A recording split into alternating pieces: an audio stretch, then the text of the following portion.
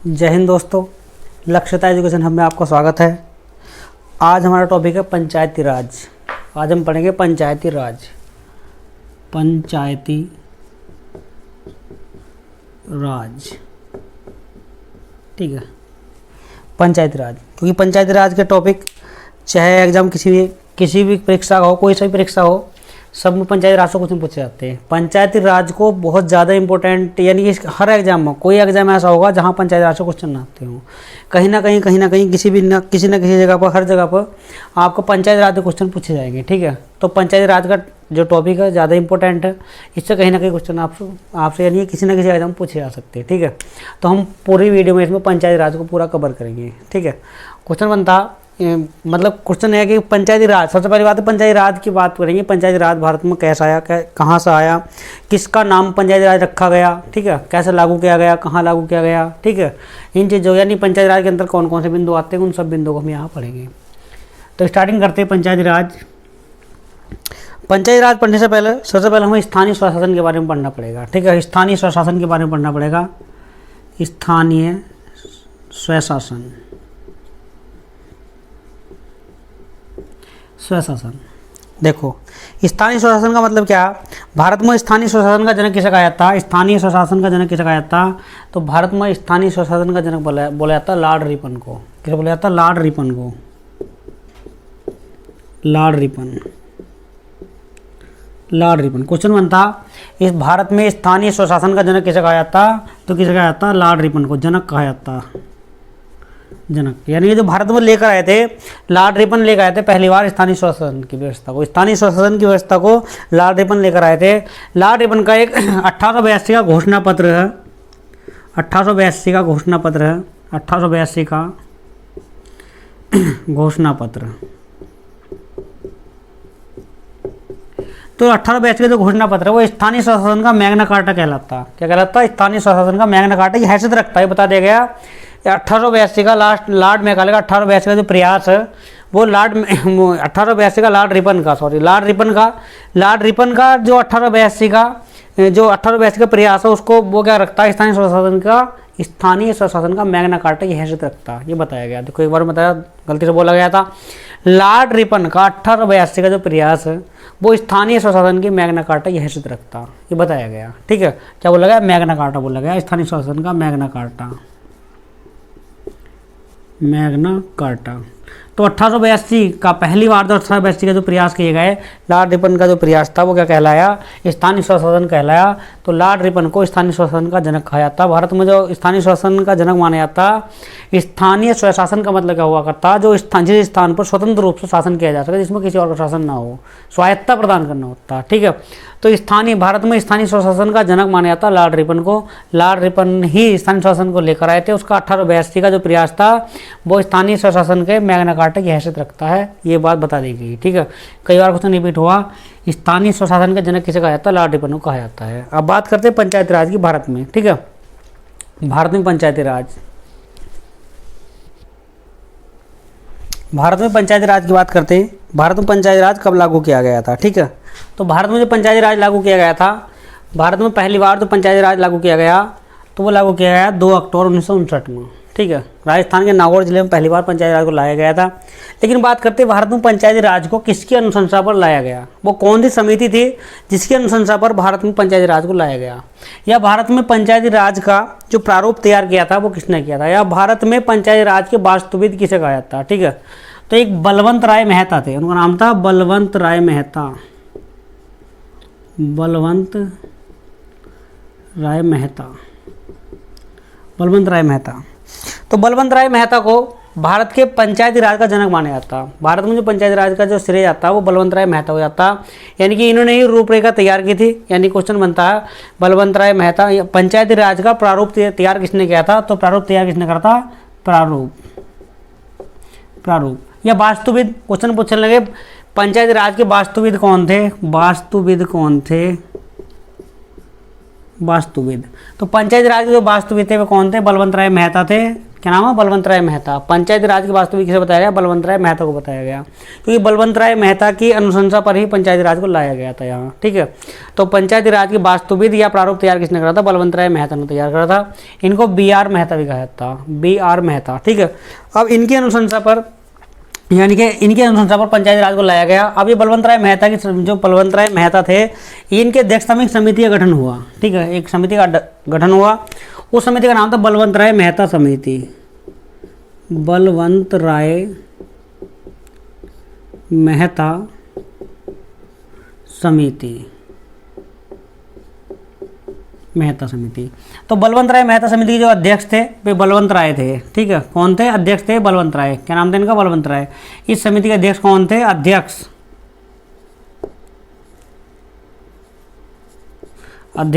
थे बलवंत राय, ठीक है। तो बलवंत राय मेहता समिति की जो स्थापना की गई थी, इसका गठन किया गया था 1957 में, 1957 में गठित की गई थी बलवंत राय मेहता समिति।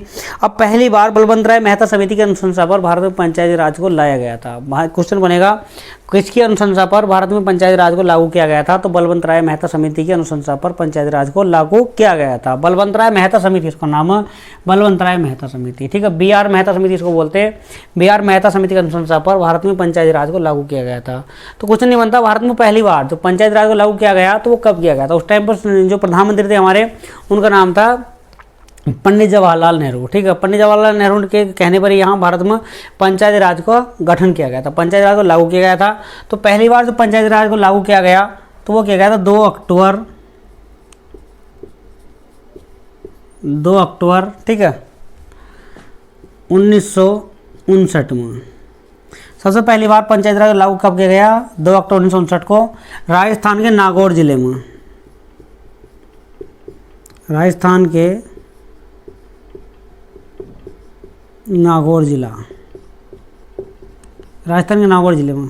क्वेश्चन बनता, भारत में पहली बार पंचायती राज लागू किया कौन से राज्य में किया गया था, तो वो राजस्थान में लागू किया गया था। और कहाँ लागू किया गया था, राजस्थान के नागौर जिले में लागू किया गया था। कब लागू किया गया था, 2 अक्टूबर 1959 को लागू किया गया था। क्वेश्चन ये बनता, भारत में पहली बार पंचायती राज का प्रारंभ कहाँ किया गया था, तो राजस्थान के नागौर जिले में 2 अक्टूबर 1959 को लागू किया गया था। पहली बार शुभारंभ जो किया गया था वो 1959 में लागू किया गया था, 2 अक्टूबर। फिर 11 अक्टूबर 1959 को, 11 अक्टूबर 1959 को आंध्र प्रदेश में लागू किया गया। आंध्र प्रदेश बात करते हैं कि द्वारा, भाई पहला तो हमारा राजस्थान का नागौर जिला था। अगर दूसरा पूछ ले, कभी कभी एग्जाम पूछ लेता कि दूसरा जो लागू करने वाला राज्य कौन सा था, तो वो आंध्र प्रदेश था। तो 11 अक्टूबर 1959 को आंध्र प्रदेश में लागू किया गया और 2 अक्टूबर 1959 को कहाँ लागू किया गया था, राजस्थान के नागौर जिले में लागू किया गया था, ठीक है। अब बात करते हैं पंचायत राज की। पंचायत राज में जो ग्रामीण व्यवस्था, पंचायत राज मतलब स्थानीय स्वशासन का नाम बदल कर पंचायती राज रखा गया, ठीक है। स्थानीय स्वशासन का नाम बदल कर पंचायती राज रखा गया। तो पंचायती राज में सबसे पहली बात करते हैं ग्राम की, ठीक है। यानी ग्राम सभा, जो हमारी जो प्रधानी के इलेक्शन हो रहे हैं, और तुम्हारे BDC, जिला परिषद, ये सारे कहाँ से, पंचायत राज से इनका संबंध है, ठीक है। पंचायत राज को इसके अंतर्गत रखा गया, ठीक। सबसे पहली बात ग्राम पंचायत की बात करते हैं। ग्राम पंचायत की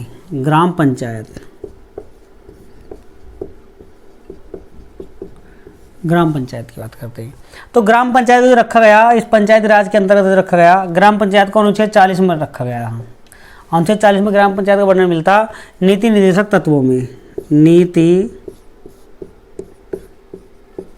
निर्देशक तत्व। तो नीति निर्देशक तत्वों के अंतर्गत नीति निर्देशक तत्व संविधान के कौन से भाग में रखे गए, नीति निर्देशक तत्व रखे गए संविधान के भाग 4 में रखे गए।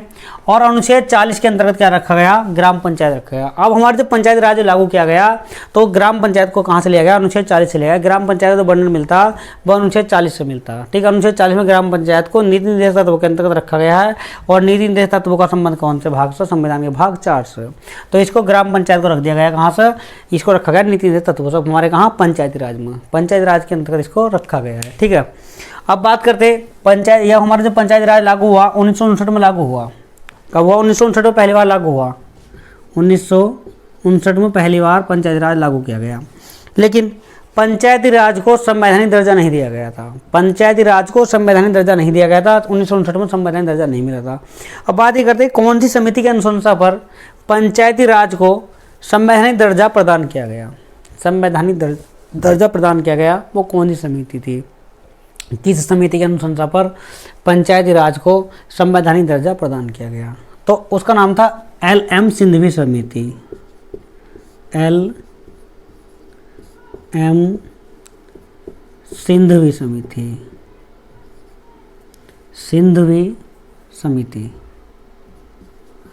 LM सिंघवी समिति, इसका गठन किया गया था। LM सिंघवी समिति का गठन किया गया था 1986 में, 1986। ठीक, बात करते हैं पंचायती राज का गठन। पंचायती राज का गठन हुआ था 1959 में, लेकिन इसको संवैधानिक दर्जा नहीं दिया गया था। संवैधानिक दर्जा कब दिया गया, क्वेश्चन ये बनता, संवैधानिक दर्जा कौन सी समिति की अनुशंसा पर दिया गया? तो पहली बार LM सिंघवी समिति, पहली बार LM सिंघवी समिति का जो गठन हुआ 1986 में। कब हुआ? 1986 में। 1986 में LM सिंघवी समिति में पहली बार ये बात कही गई कि भाई पंचायती राज को संवैधानिक दर्जा दिया जाना चाहिए। किसकी अनुशंसा पर दिया गया? LM सिंघवी समिति की अनुशंसा पर। इसके बीच में और एक गठित हुई थी, समिति गठित हुई थी, लेकिन सबसे ज़्यादा वो शायद अशोक मेहता समिति उसका नाम है। तो लेकिन इसका याद मुख्य रूप से ये बताया गया LM सिंघवी समिति का गठन कब हुआ था? 1986 में हुआ था। तो LM सिंघवी समिति की अनुशंसा पर पंचायती राज को संवैधानिक दर्जा प्रदान किया गया। ठीक है, संवैधानिक दर्जा कब प्रदान किया गया? LM सिंघवी समिति की अनुशंसा पर। ठीक है, ये हमारा लेकिन लागू हुआ तो 1959 में, और कब हुआ? 1986 में इसको संवैधानिक दर्जा प्रदान करने की बात कही गई। सबसे पहली बार जो सिफारिश, किसकी सिफारिश, अनुशंसा किसने करी? LM सिंघवी समिति की सिफारिश पर इसको पंचायती राज का दर्जा दिया गया। अब पंचायती राज का दर्जा इसको, यानी पंचायती राज को संवैधानिक दर्जा कब दिया गया, वो मैं अभी अगले वाले पॉइंट में बताते हैं। ठीक है, देखो एक हुआ 73वां संविधान संशोधन हुआ, 73वां संविधान संशोधन। तो 73वां संविधान संशोधन हुआ था, ये हुआ था 1992-93।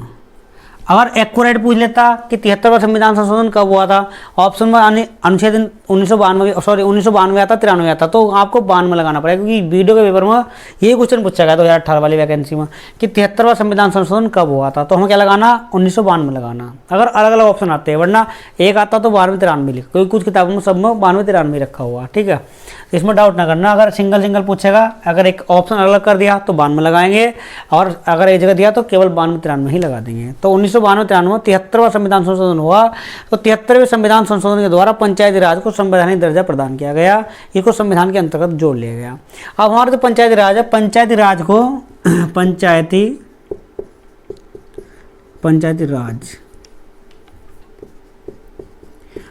राज को संवैधानिक दर्जा दिया गया। ठीक है, कब? 73वें संविधान संशोधन 1992-93 में। तो पंचायती राज रखा गया संविधान के भाग 9 के अंतर्गत रखा गया, भाग 9 के अंतर्गत रखा गया। देखो संविधान में जो भाग 9 है उसका क्वेश्चन उसका संबंध किससे? पंचायती राज से। संवैधानिक दर्जा दिया गया तो संविधान के अंदर रख लिया गया इसको। तो संवैधानिक दर्जा देने के बाद, यानी 73वां संविधान संशोधन 1992-93 के द्वारा पंचायती राज को संविधान के भाग 9 के अंतर्गत रखा गया। ठीक है, भाग 9 के अंतर्गत रखा गया। और अनुच्छेद 243 के कैसे अणय तक इसका वर्णन मिलता। अनुच्छेद 243 का कैसे अणय तक इसका वर्णन मिलता। बात करते हैं अनुसूची की। अनुसूची, तो अनुसूची है 11वीं अनुसूची। ठीक है, 11वीं अनुसूची के अंतर्गत रखा गया किसको? पंचायती राज को। पंचायती राज को 11वीं अनुसूची के अंतर्गत रखा गया है। अब 11वीं अनुसूची में कितने विषय शामिल किए गए हैं? इसमें 29 विषय शामिल किए गए हैं। 29 विषय शामिल किए गए हैं। 29 विषय, कितने विषय हैं? 29। देखो एक बार दोबारा 73वें संविधान संशोधन एक बार हर एग्जाम में क्वेश्चन मिलेगा, हर हाल में, बीडी हो, पटवारी, पैट हो, कुछ भी हो, हर एग्जाम में, चाहे टेट हो, सुपर टेट हो, UP police, Delhi police, BEd entrance हो, चाहे कोई सा भी हो एग्जाम, पीसीएस तक क्वेश्चन यहाँ से मिलेंगे। ठीक है, इससे क्वेश्चन पूछे जाते हैं। पंचायती राज से हर एग्जाम में क्वेश्चन आते हैं। बिल्कुल अच्छा टॉपिक, एक बार इसे समझ लो, 2-3 क्वेश्चन हमारे पक्के हो गए। ठीक है, देखो पंचायती राज का 73वां संविधान संशोधन हुआ 1992-93 में हुआ। इसमें क्या हुआ, पंचायती राज को संवैधानिक दर्जा प्रदान किया गया। इसमें इसके अंतर्गत क्या, पंचायती राज को संविधान के भाग 9 के अंतर्गत रखा गया। अनुच्छेद 243 और कैसे अनाय तक इसका वर्णन मिलता, कैसे अनाय तक इसका वर्णन मिलता, किसका, पंचायती राज का। अब अनुसूची कौन सी रखी है, 11वीं अनुसूची में इसको रखा गया। और 11वीं अनुसूची में कितने विषय हैं, 29 विषयों को शामिल किया गया। 29 विषयों को इसके अंतर्गत कानून बनाया जा सकता। तो 11वीं अनुसूची में रखा गया किसको, पंचायती राज को। अब बात करते हैं पंचायती राज का सदस्य बनने के लिए न्यूनतम आयु सीमा कितनी होनी चाहिए। तो पंचायती राज का सदस्य बनने के लिए न्यूनतम आयु सीमा कितनी होनी चाहिए। देखो ये जनरल क्वेश्चन हो गया, जीके का क्वेश्चन हो गया, जनरल नॉलेज क्वेश्चन क्या हो गया, कितनी होनी चाहिए, 21 वर्ष होनी चाहिए। लेकिन कौन से अनुच्छेद के तहत, तो अनुच्छेद 243 है इसका। अनुच्छेद पूछ लिया तो दिक्कत आ जाएगी, ठीक है। 243 का चय भाग। अनुच्छेद 243 के अंतर्गत क्या कह दिया गया, अनुच्छेद 243 में कह दिया गया कि पंचायती राज का सदस्य बनने के लिए न्यूनतम आयु सीमा कितनी होनी चाहिए, 21 वर्ष। जो भी, चाहे कोई व्यक्ति प्रधान का इलेक्शन लड़ेगा, प्रधान हो, जिला परिषद हो, बीडीसी मेंबर हो, कोई भी अगर इलेक्शन लड़ता है पंचायती राज का, तो उसकी आयु सीमा 21 वर्ष से कम नहीं होनी चाहिए। जबकि वोट डालने वाले कितनी है, वो 18 वर्ष। लेकिन पंचायती राज का सदस्य बनने के लिए कितनी आयु सीमा हमारी, तो आयु सीमा रखी गई 21 वर्ष। कौन से अनुच्छेद में बता दिया गया, अनुच्छेद 243 के चय में बता दिया गया। पंचायती राज का सदस्य बनने के लिए, पंचायती राज का सदस्य बनने के लिए न्यूनतम आयु सीमा 21 वर्ष रखी गई है। देखो पंचायती राज का सदस्य बनने के लिए न्यूनतम आयु सीमा कितनी रखी है, 21 वर्ष की। 21 वर्ष का व्यक्ति पंचायती राज का सदस्य बन सकता है। देखो जिला परिषद, चाहे जिला परिषद हो, चाहे ग्राम प्रधान हो, चाहे बीडीसी मेंबर हो, कोई भी हो, जो बनने के लिए सदस्य जो इलेक्शन लड़ेगा तो उसकी आयु कितनी होनी चाहिए, 21 वर्ष का कम का होनी नहीं चाहिए। 21 वर्ष कम से कम, न्यूनतम आयु सीमा कितनी रखी गई, 21 वर्ष रखी गई। और पंचायती राज का जो चुनाव हो, जो इलेक्शन कराना होता है, 6 महीने का इसका अंतराल होता है। 6 महीने अगर भंग हो जाता तो 6 महीने के अंदर पंचायती राज का चुनाव कराना होता, ठीक है। 6 महीने के अंदर पंचायती राज का चुनाव कराना होता। अब बात करते हैं पंचायती राज की, ठीक है। तो पंचायती राज को त्रिस्तरीय ढांचे में बांटा गया। कब बांटा गया, त्रिस्तरीय ढांचे में। 73वां संविधान संशोधन हो गया तुम्हारा। तो 73वें संविधान संशोधन के अंदर क्या बता दिया गया कि पंचायती राज को त्रिस्तरीय ढांचे के अंतर्गत बांट दिया गया। त्रिस्तरीय ढांचा क्या था, त्रिस्तरीय ढांचा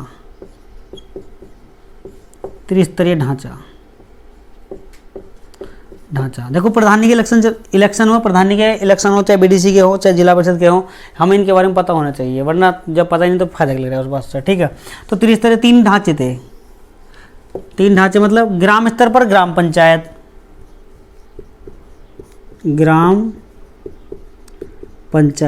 ठीक है। ब्लॉक स्तर पर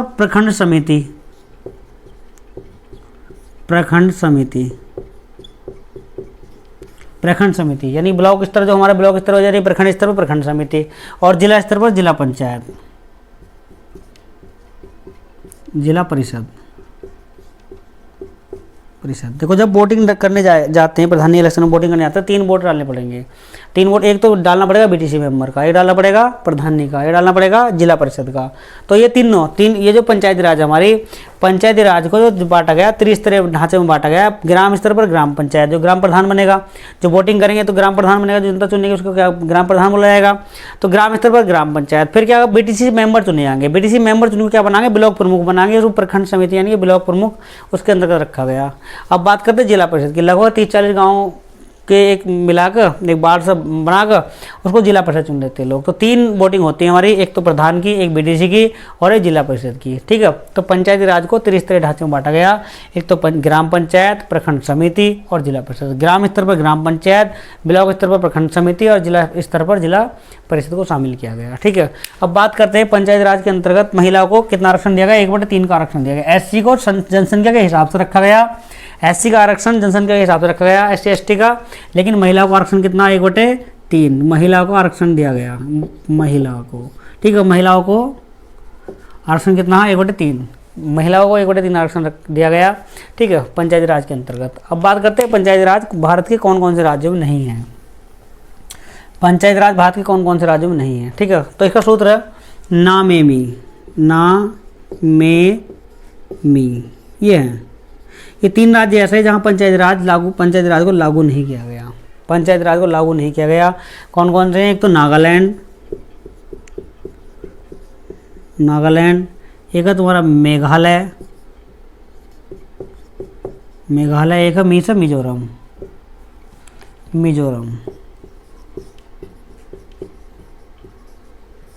ये है मिजोरम। ठीक है, तो नागालैंड और मेघालय और मिजोरम। नामेमी से ध्यान रखना, नामेमी मतलब ना मतलब नहीं है, कहाँ पंचायती राज में नहीं है, कहीं ना में नहीं है। पंचायती राज नहीं तो याद करना एक ट्रिक है, बस अपना मन है, कैसे भी याद कर सकते हो, चाहे ऐसा याद कर लो चाहे वैसा कर लो। तो नामेमी मतलब नागालैंड में नहीं है पंचायती राज, मेघालय में नहीं है और मिजोरम में नहीं है। ऐसा कौन सा केंद्र शासित प्रदेश जिसमें पंचायती राज व्यवस्था नहीं है? तो उसका नाम है दिल्ली। केंद्र शासित प्रदेश, केंद्र शासित प्रदेश, केंद्र शासित प्रदेश दिल्ली। दिल्ली में पंचायती राज व्यवस्था को लागू नहीं किया गया। ठीक है, दिल्ली में पंचायती राज व्यवस्था लागू नहीं है। तो ये हमारा क्या है? पंचायती राज यानी ग्राम स्तर पर पंचायती राज को इसमें बता दिया गया। ठीक है, इसका अगला पॉइंट है,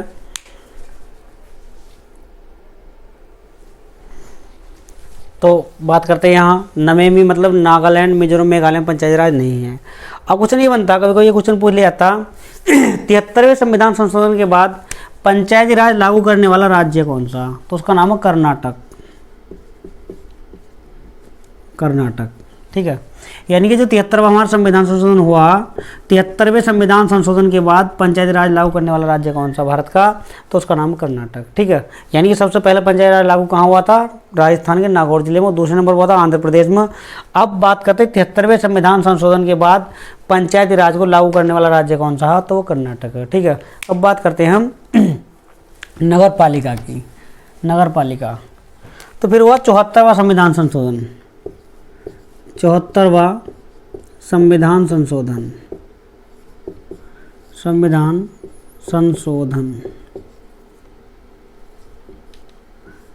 संविधान संशोधन। अब 74वां संविधान संशोधन ये भी हुआ 1992-93 में। इसका 19 लेवल लेकिन 93 इसका क्लियर, 1993 क्या है? 1993। 74वां संविधान संशोधन का वो 1993 वो हुआ था, 92-93। अगर अलग अलग पूछेगा तो 73वां 92 और 74वां 93। बस ये एग्जाम में क्वेश्चन पूछे जाते हैं दोनों। तो 74वां संविधान संशोधन, इसका जो संबंध है, इसका संबंध हमारा नगर पालिका से, यानी नगर पालिका के अंतर्गत रखा गया। 74वें संविधान संशोधन को नगर पालिका के अंतर्गत रखा गया। ठीक है, इसका संबंध किससे? नगर पालिका से। किससे? नगर पालिका यानी नगर पालिका के अंतर्गत, नगर पालिका का संबंध किससे? 74वां संविधान संशोधन जो हुआ था 1993 में, उसका संबंध किससे था? नगर पालिका से था। अब नगर पालिका को संविधान के किस भाग में रखा गया है? तो नगर पालिका को संविधान के भाग 9 कै के अंतर्गत रखा गया। भाग 9 कै। नगर पालिका क्वेश्चन पूछेगा, नगर पालिका का संबंध संविधान के कौन से भाग से है? तो नगर पालिका का संबंध संविधान के भाग 9 कैसे है?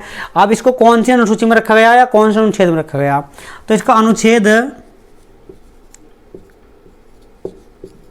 243 का यह से यह 6 तक। ठीक है, यह तय से यह 6 तक, तय से यह 6 तक रखा गया। अनुच्छेद 243 का संबंध किससे? तय से यह 6 तक रखा गया। इसको तय से यह 6 तक इसको रखा गया अनुच्छेद 243 के अंतर्गत। ठीक है, अब बात करते हैं 74वें संविधान संशोधन 1993 के द्वारा नगर पालिका का संबंध कौन से अनुच्छेद के, यानी कौन संविधान के कौन से भाग से? तो इसका वर्णन मिलता संविधान के भाग 9 कै के अंतर्गत मिलता और अनुच्छेद 243 के तय से यह 6 तक इसको रखा गया। अब बात करते हैं अनुसूची की। अनुसूची, ठीक है, अनुसूची ठीक है। तो अनुसूची रखी गई, अनुसूची इसको रखा गया, नगर पालिका रखा गया 12वीं अनुसूची में, 12वीं अनुसूची में। ठीक है, 12वीं अनुसूची में देखो ग्राम पंचायत यानी पंचायती राज को रखा है 11वीं अनुसूची में और नगर पालिका को रखा गया 12वीं अनुसूची में रखा गया है। 12वीं अनुसूची में कितने विषयों को शामिल किया गया है? तो इसमें 18 विषयों को शामिल किया गया, 18 विषय। वीडियो के पेपर में आया था क्वेश्चन, वीडियो के पेपर में यूपीटी प्लस से पूछता, कई बार यूपीटी प्लस ने क्वेश्चन पूछे हैं कि 11वीं अनुसूची में कितने विषय शामिल हैं? तो 11वीं में 29 विषय हैं और 12वीं में कितने शामिल हैं? 18 विषय शामिल है। यूपीटी प्लस में हर हाल में एग्जाम में क्वेश्चन आएगा, हर हाल में आएगा। यूपीटी प्लस का कोई भी एग्जाम हो ना, किसी भी एग्जाम में, हर एग्जाम में पंचायती राज से क्वेश्चन मिलेगा 100%, चाहे कोई सा भी एग्जाम हो। ये तो यूपीएससी छोड़ो, और एग्जाम अदर भी किसी भी एग्जाम, पुलिस हो या कोई सा भी हो, सब में मिलेगा पंचायती राज से। ठीक है, तो कितने विषय शामिल करे गए? 18 विषय शामिल किए गए। इसमें महिलाओं का आरक्षण कितना? 1/3 है। जरा पंचायती राज में कितना था? महिलाओं को 1/3 आरक्षण किया गया। लेकिन भंग होने पर 6 महीने के अंदर चुनाव कराने होंगे, चाहे नगर पालिका हो और चाहे ग्राम पंचायत हो। ठीक है, सब में 6 महीने के अंदर चुनाव कराने होंगे। इसको भी त्रिस्तरीय ढांचे में बांटा गया, नगर पालिका को त्रिस्तरीय ढांचे में बांटा गया है। ठीक है, नगर पालिका को त्रिस्तरीय ढांचे में बांटा गया है। नगर पालिका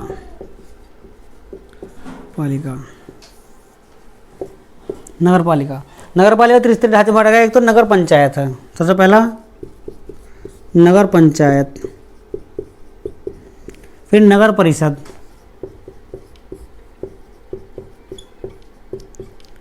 फिर नगर निगम,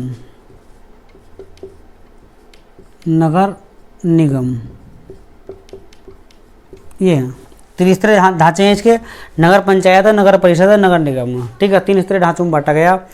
नगर पंचायत क्या? नगर पंचायत के अंतर्गत क्या? वे ग्रामीण क्षेत्र जो नगर में परिवर्तित हो रहे हैं। वे ग्रामीण क्षेत्र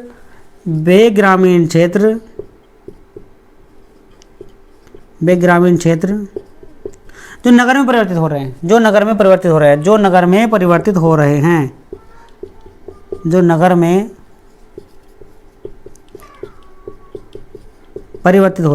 वे ग्रामीण क्षेत्र नगर में परिवर्तित हो रहे हैं, क्या कहलाते हैं? नगर पंचायत के अंतर्गत आते हैं। नगर परिषद क्या है? बड़े नगर क्षेत्र, मतलब ये छोटे हैं, ये बड़े नगर क्षेत्र हैं। ठीक है, यानी कि इनसे कुछ बड़े, छोटे नगर क्षेत्र बोला जाता। इसके अंतर्गत क्या है?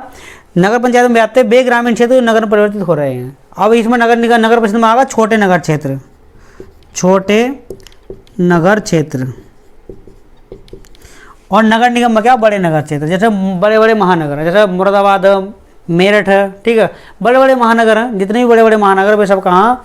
वे सब नगर निगम में आते हैं। इसमें छोटे नगर क्षेत्र आते हैं, इसमें बड़े नगर क्षेत्र आते हैं। बड़े नगर क्षेत्र।